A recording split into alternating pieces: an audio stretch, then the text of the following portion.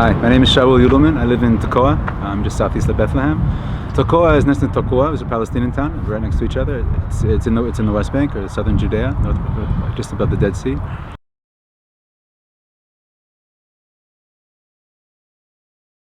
If Zionism 101 was, they're killing us, we need a safe place, let's go home and create our state. 7 years later, the question is, what is this society we're building here?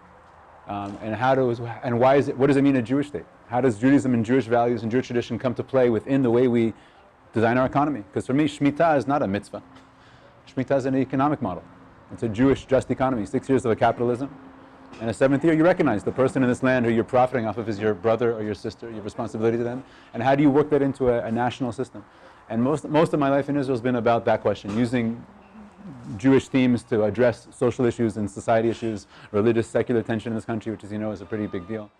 But I remember the New Year's came that year, was 2000, and I went to Jerusalem for Rosh Hashanah that year, start the Shemitah, and I remember getting off the bus and hearing sirens, ambulances, every which uniform you can imagine driving by. It was the day after the day when Ariel Sharon went onto Har HaBayit, went into the Temple Mount with armed guards, and that wasn't so well received. People were killed that day, already the bus back, and very soon, the second Intifada broke out.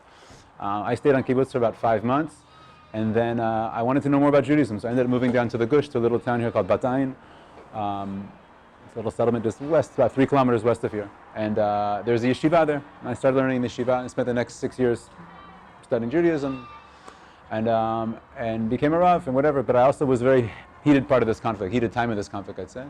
And I say a lot of my opinions changed, and the first thing I always say to people here is, when you're studying the Israeli-Palestinian conflict, the first thing you have to recognize, it's not taking place between Israelis and Palestinians.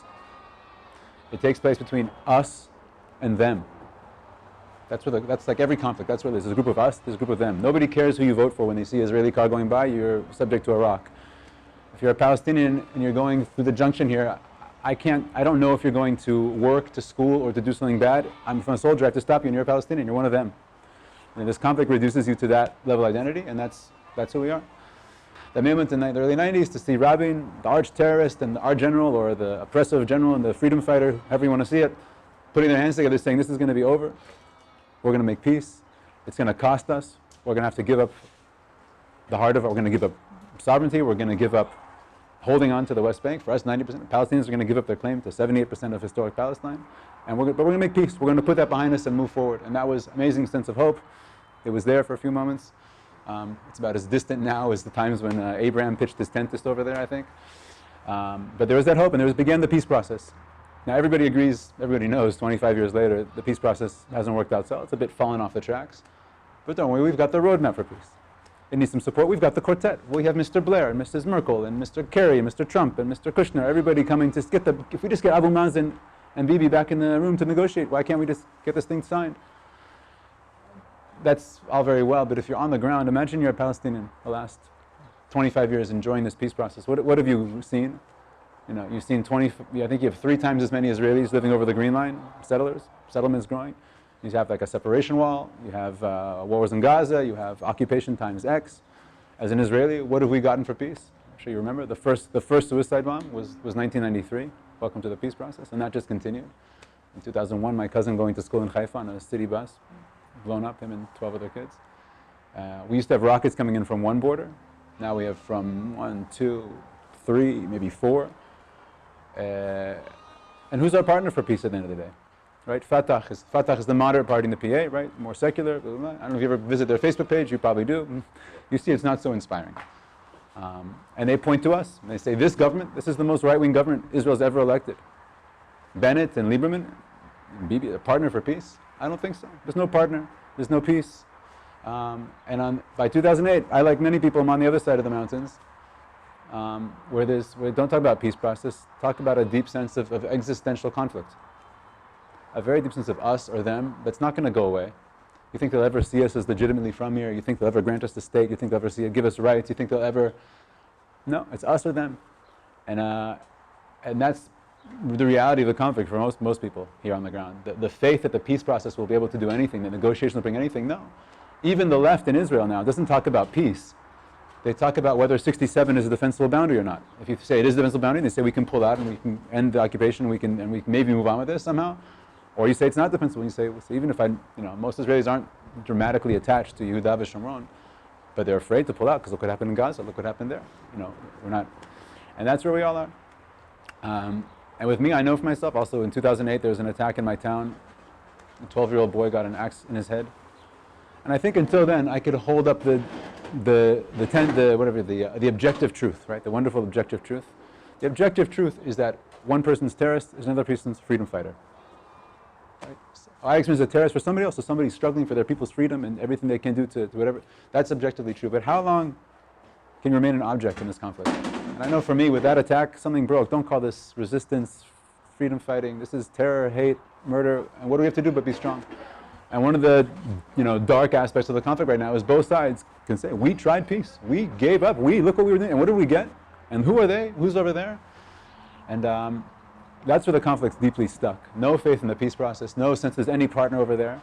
And one of the issues, I think, one of the real, on this, get a little bit onto the ground here, the premise of two states was separation, right? Good fence, I think Robert Frost once said, good fences make good neighbors.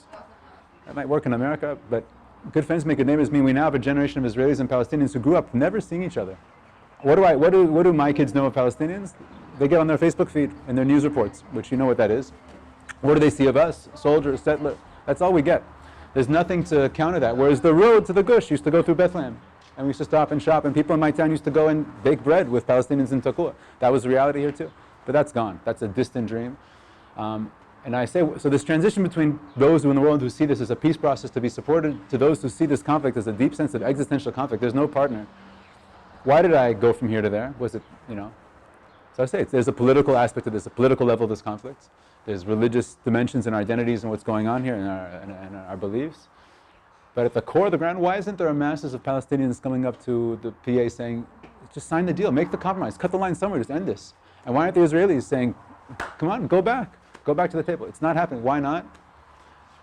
I think it's not the politics or the religion, like I said. I think on the deep level, it's what people experience, what every single home in this land has gone through, which is levels of anger, experiences of anger, of fear, a very real visceral fear. Nobody likes to talk about fear. We're tough, we do miluim, we're the blah, we carry a gun, but fear is a very real part of life. It's and people, we say, in Israel, people say, I need daruch, like I'm a little bit extra aware, I'm a little on guard. But fear is a very real experience that cuts a lot of our politics. And driving to work every day, I drive through the Palestinian town, there's rocks thrown. I talked to a friend of mine in my town, she grew up in Shiloh, her family, second generation, third generation, she's an architect and she just got a job offer here in the Gush. But she didn't take the job offer, didn't call them back because she says, I'm afraid to drive the road. I don't want to drive the road. It's a 15-minute drive. I drive here every day to work, back and forth at least once. She says, I'm afraid. I drive around. I talked to another woman in my town the other day. She says, I haven't driven that road in a year. If I have to go to the Gush, I go through Jerusalem. Or say you don't live here, you live in Tel Aviv. And you end occupation yesterday. When the siren goes off and you've got 90 seconds to get to your bomb shelter, you experience fear. And one of the amazing things in this conflict is this. About 2 years ago when the Gush Etzion Junction here has seen its fair share of blood and violence and gunshots and worse. So I remember when the attacks kind of picked up about 2.5 years ago, a journalist came out here and she was interviewing Israelis talking about are people less, there's a stabbing in the Rami Levi, are people not shopping, are people not going out, or how are people dealing with it? And amongst the things I said is that a lot of Palestinians are afraid to come to activity. We'd already been doing this project for say 2 years. A lot of Palestinians were afraid to come here. They're afraid to get off here, afraid to approach the junction because they're afraid of being killed. They said, the soldiers here, what's going on there? They're terrified. And so 2 weeks later, there's a letter to the editor. He said, the nerve of Mr. Judelman to suggest that the Palestinians are afraid to come here when they're the ones stabbing us, ramming us with their cars, shooting us, etc., etc. Fast forward a few months, and myself, one of the Palestinian speakers, we were talking in a Palestinian high school in East Jerusalem. And I taught the whole 11th and 12th grade classes. And my friend Ali is a very keen analysis. He said, we as Palestinians, in our seeking our freedom, our rights to end occupation, he says, our enemy is not the Israelis. It's not the Israeli people. It's the Israelis' fear. Afterwards, a young Palestinian 17-year-old girl, she raised her hand, she said, excuse me, you're talking about being afraid? With guns on your hip, with soldiers at every junction, with helicopters flying over our house, with F-16s, you're afraid of us? We're afraid of you. So you see what this conflict is a conflict of victims. Both sides with a deep story of victimhood. You know, my Palestinian friends like to remind me, before you occupied us, don't forget, it was the British, and before the British was the Ottomans. The Ottomans ruled here for 400 years. You know why the keffiyeh is a sign of Palestinian liberation? Because the Ottomans wouldn't let Arabs wear the keffiyeh in cities. They had to wear the darbush. They weren't allowed to print books in Arabic. I mean, that Palestinian sense of independence, of something, of doing something for ourselves has been pushed down. It's not just us. And the story of victimhood, I don't need to tell you about the Jewish stories of victimhood before this time and everything that this conflict's brought us, but that's deeply where this conflict comes. And if I'm a victim, there's no way he's a victim, because he's the oppressor. They're the ones who started it. They're the ones who started it. And on the ground, and that gets constantly woken by every Facebook video that goes on of this one attacking that one, or this one attacking that one. You know, if it's graffiti, if it's bombs, if it's knives, if it's whatever it is, there's no shortage of fodder from both sides that we can use in our social media to tell our story and show how we're right. But I know myself, after that attack, I have a simple equation here. It says anger plus fear equals hate. And yeah, after that boy was killed, start to hate. And when I hear kids here talking about, death to the Arabs, I understand. It's pretty logical. When you grow up here, you know who's doing this, who took that one, who killed that one's son, why you're going to the Azkara over here, and vice versa, of course. It's pretty simple. And I know for myself, I remember sitting in yeshiva one day around 2009 and coming across a little drasha, and it said like this. It hit me. I don't know why, but I guess I can guess why. But it said, "Kol hakoes ki'ilu oved avodah zarah." Anyone who gets angry, it's like they're worshiping an idol. It's like anger is like idolatry. It's a theme. It shows up in the Gemara in different places, but it hit me because I was angry. This 12-year-old boy just had an axe put in the back of his head, playing in front of his home. Wasn't going to be angry. But I started thinking about it, and I thought about anger. I thought, when I read the news, I see a group of Palestinians coming this way, proud, I get angry. I go to vote. Maybe I a little bit vote out of my anger. And I started thinking, am I a little bit bowing down to this anger? And the commentary went on and said, into anger, the kas, just like to idolatry, has no place in the camp of Israel. If we're talking about what are we building in a society, what is this Israel building? We're living in a conflict. Anger is going to come up, but when we make our decisions out of that, when that's what sparks our action, we're getting into a sticky place. That gave me a little bit of just to recognize the hate that was starting inside. That gave a little bit of a stop. The other person, though, was my rabbi, and I think a critical figure in this conflict. So that anybody who's going to work in this conflict better be a little bit crazy. His name is Rabbi Menachem Froman. Rabbi Froman, F-R-O-M-A-N. I really recommend. He had a love of Israel that we should all aspire to. A love of this land, a dedication to this land, of Mesirut Nefesh, or what it meant to bring Jewish life back here. But he wasn't blind. He wasn't blinded by ideology. He wasn't blinded by hate. He was really honestly looking reality in the eye and looking where it can go. And he started asking 40 years ago, as part of Gush Emunim and the return to Yehuda V'Shomron, he started asking the question, if anybody's going to talk about peace here, we better talk about Islam and Judaism. Can Islam accept a Jewish state here? Is that tenable? As a religious person, I know we have our limits, And he started studying Islam and reaching out to Muslim leaders, both here and abroad, and asking, so maybe a Western-style treaty, maybe Islam can't sign a Western-style treaty with Israel. It can't. It's halakhically unable to. But 100-year ceasefire? And he started meeting with Arafat, when Hamas started sending suicide bombs. Nobody wants to talk to Hamas. We don't negotiate them. He started speaking to Sheikh Yassin in prison, one of the most outrageous things you can imagine in Israeli society, in the midst of the suicide bombs, and he's talking with the head sheikh in Israeli prison. But I'll tell you something that Sheikh Yassin said to Rabbi Froman. He said, Chacham Froman, what happened in Oslo? He said, your heretics and my heretics got together and signed a piece of paper. He says, you and I could make peace in 5 minutes. So that piqued my ear. What do you mean a settler rabbi, a Hamas sheikh? What's that piece they're talking about?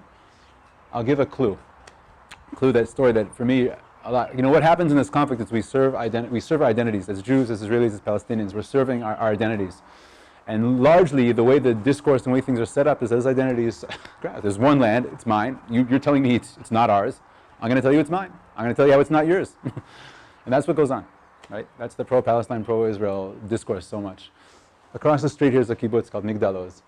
It was founded in 1976.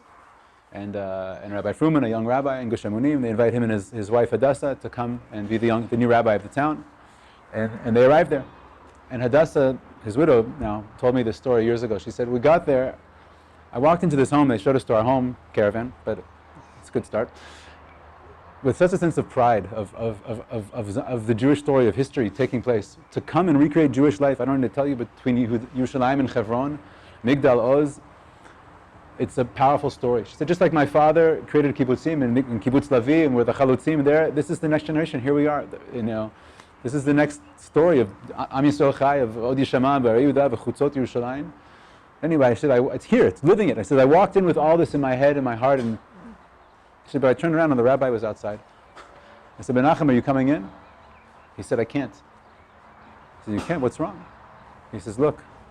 He pointed to the door. She said, what's wrong, the mezuzah? She says, no, look, the other side. On the other side was a sticker, a bumper sticker, a very famous slogan. It says, Eretz Yisrael sheyechet l'am Yisrael. It says, the land of Israel belongs to the people of Israel. She said, Menachem, that's what it's all about. What do you mean? He says, no, I won't go in. Either take it down or better yet, turn it around. Turn it around, what do you mean? He said, the people of Israel belong to the land of Israel. Yeah. Does the land belong to us? If there's something that we in Islam and Christianity could probably agree on, it's about who does this land belong to. And our people belong here. We belong here in a way we don't really belong anywhere else. And we belong here in Yehuda and Shomron. That 90% of our heritage took place here. But is it ours? Is it mine and not theirs? You know, last year Israel welcomed 3.7 million tourists. Because Christianity belongs to this land. It's just something that God did along the course of history. After us, and then Islam belongs to this land. That's not going to go away. And but Rabbi Fruman, for me, turned over the need to serve my Judaism by defending how it's mine and not yours. And all of a sudden something opened. And I could, the Palestinian nationalism, the Arab life here, Muslim, did God make a mistake? It's just, oops, oversight? I know it doesn't, Yeshayahu Navi, Isaiah the prophet did not talk about the Palestinian people. So if I stay in my book, I'm pretty sure. But the reality here is much more complex, and these guys aren't going away so fast. But I will say, if I stand before God here in this land, and I'm creating a Jewish society here, at the core of that Jewish society is, for me, is a standing before God. And when I stand before God, I don't say, this is mine, that's yours. I say, this is yours. And there's a way to go about settling this land, living this land that expresses that humility. I know it's in the midst of a conflict, when they're screaming at you, you have no change. But I'll tell you what's very powerful. When we speak like a Jew, when we speak out of that space of a religious space, something dramatically changes in our relationship with the Muslim world. Dramatically. Really? What's the claim against Israel? Is that you're the little Satan. You're bringing here Western secular culture. You're bringing, and this is a sacred land. This is a sacred land to Islam. We once brought a sheikh who spoke here, and he said, until Israel will put a kippah on its head, you have no chance in the Muslim world. So I don't want to say go to religion. I'm not talking about a theocracy, but I'm saying about what are we doing here? We're here because we're connected to the story of Abraham, Isaac, Jacob. Most Palestinians don't see that. That's not what we put out. That's not, because who mostly engages the Palestinian world is the secular humanist left-wing world, which is coming out of its own set of values, but there's something very different that happens in this conversation. So we spend a lot of time in abroad in the UK advocating for Israel, and we come across the anti-Israel movement, the pro-Palestinian movement, the boycott, divestment and sanctions movement, who in many cases shout from the river to the sea, Palestine will be free. They don't actually want Israel to exist. They want to see the end of the modern day state of Israel, the Jewish state. As somebody who lives here, who works and lives and is friendly with Palestinians across the land, what would you say to those people? First is like, wait a second, Palestine, from the river to the sea, Palestine will be free. If I go in my house and I have a map of Israel in my home, it goes from the river to the sea, because that's Israel. If I read the history, Palestine was from the river to the sea too. It is from the river to the sea. That's never going to go away. And if I'm fighting the battle to make that go away, then I'm in a sense engendering the same reaction. I'm erasing you, you're erasing me. Listen, I don't walk on eggshells anymore. In the Independence War, there were 480 Palestinian cities, towns that are gone, and we didn't want there's so much to remain, so much remembrance of that, so they're really gone. And so a lot of Palestinians still want to go home. And I as a Jew, I grew up I moved to the United States. I saw myself as an immigrant. I'm an immigrant from here to here to here. Where's my home? Israel. I'm going back. My right of return. And it lasted for 2,000 years. We held on to it. How long will the Palestinians hold for? We'll see. But in a sense, I see And a lot of people try to say the Nakba, when people doing like comparative dialogue or kind of things, they do the Nakba in the Holocaust. That's completely wrong. What's the parallel to the Nakba in the Jewish story? Is the destruction of the Second Temple and exile. Right? Our Malchut, our life here was destroyed, and we were cast ascent to the four corners of the earth, and we want to go home. So once I see Palestinians saying that, and the truth is the peace process today has not given an answer to that. The two-state solution doesn't give an answer to the refugees. It says, get over it, move on. Wars happen, you lost. No, come on. So I feel right in saying that. But at a certain point in this conflict, what I guess I realized is that if I'm right and I prove they're wrong, or if I win and they lose, this land is so small. We haven't really. What if Israel wins? What does that mean? Yeah. There's 20% of Israelis are Palestinians, and the young generation feels more, in a sense, a lot of people, not everybody, feels more and more Palestinian than they do Israeli, and that sense of connection back here to their nation in the West Bank is more. So. Unless we're able to find a model that can hold what's behind that. Now, some of the stuff going on there has no space for Israel, and I have to challenge that. I have to say we're also people. We're also from this land. We belong here. But my belonging doesn't erase your belonging. I'm not saying it's only ours and only ours. I recognize we grew up here. We had our people evolved here. That's something real. It's in the Quran, and we came back, and that's God's decision. What I'd say, what seems the most right of all the political compromises, and obviously they're all compromises. There's this thing called two-state, one homeland. Have you ever come across this idea? It's an first of all, it's an Israeli-Palestinian initiative designed by Israelis and Palestinians, who I think tried to see what could actually work here. I'll say it this way: it's the first time I read a peace plan that didn't offend me. It was the first time you read a peace plan that didn't deeply offend me. Meaning, the two states, one homeland. It's a confederation model. They go technically. It says yes, a Palestinian state on 67 and Israel over here, but it recognizes a common homeland, and it makes a confederation between these two states. So economy and security and all those things are joint. I, as a Jew who lives in Judea and Samaria, I'll stay here as an Israeli citizen. I'll be a resident of Palestine. Security will be joint. I mean, any solution right now is taking several leaps of faith and trust, which does not exist. But I'll say that it's the only proposed solution I've seen that actually offers Palestinian right of return in a reasonable way. I heard once one of the Israeli EU ambassadors speak, and he talked about the anti-Israel movement in Europe, and he talked about the collusion. Israel. He says Europeans are facing in the Israeli-Palestinian conflict two core guilts coming together. One is the guilt of the Holocaust, about why Europe didn't. Four guilts. Two guilts. He says he was based on the continent more, but he says in the European anti-Israel world. Europeans feel guilt about the Holocaust, about how could that happen, how could we let it happen, how could it happen?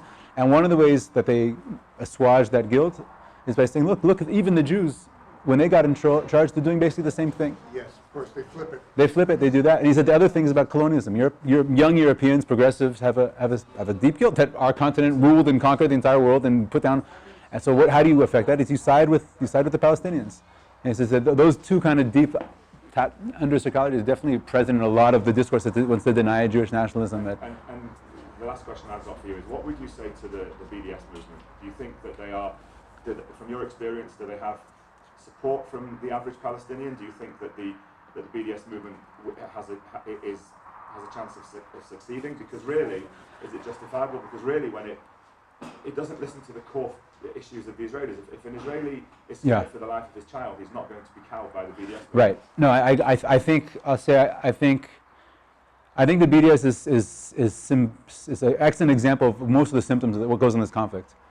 Is we feel what's right on our side, and we decide what to do from our side, without any really consideration of what it looks like from the other side. Mm-hmm.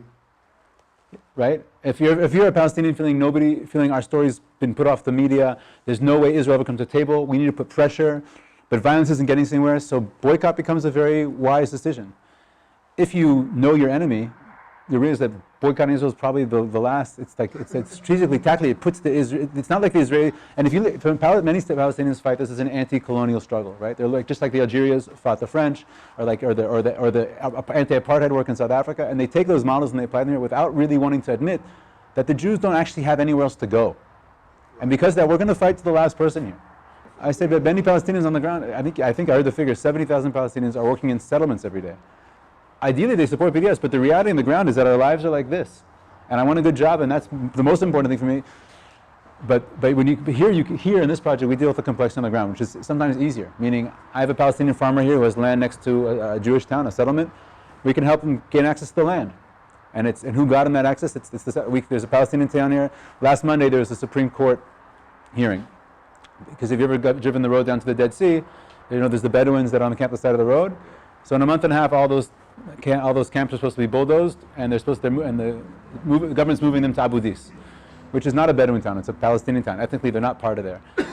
A group of 40 Israelis from Kfar Adumim, one of the Yishuvim right by there, they've realized what's going on. They realized that the Supreme Court said we're supposed to come to a consensus with them, and they've been working with the Bedouins there to try to put a mortar. So now so that for me is an example of when you go down in the ground, and all of a sudden you have Palestinians, they're seeing Israeli settlers working for their building rights, for the Bedouins, because recognizing you're here, you're not going away.